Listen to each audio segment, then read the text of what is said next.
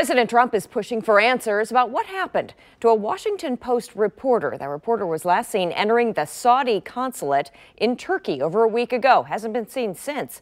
Our Emily Sinovic joins us here in the studio now with more on this rather bizarre case. Emily, what have you heard? Well, yes, this well-known Saudi journalist, often a critic of that country's leadership, has been missing, like you said, for more than a week. And some fear he's dead, murdered by Saudi government officials. Now, Saudi leadership denies any involvement in the journalist's disappearance, even though he was last seen entering the Saudi embassy in Turkey to get his marriage license. But no one saw him leave that building. President Trump called the situation, quote, sad, but said that it was still too soon to determine the details of what happened. He's being careful to protect a relationship with Saudi Arabia's king and his crown prince, Mohammed bin Salman.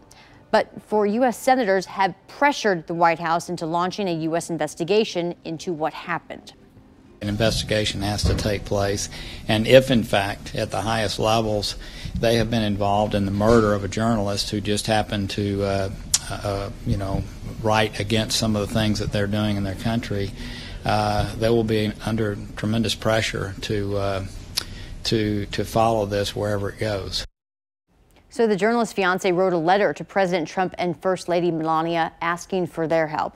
While the president is willing to help, again, he's being careful to protect that relationship he's built with the Saudi government. But if this U.S. investigation finds any evidence of a crime or, quote, gross violation of internationally recognized human rights, the U.S. by law must impose sanctions. It should be interesting to see what they find. Carolyn?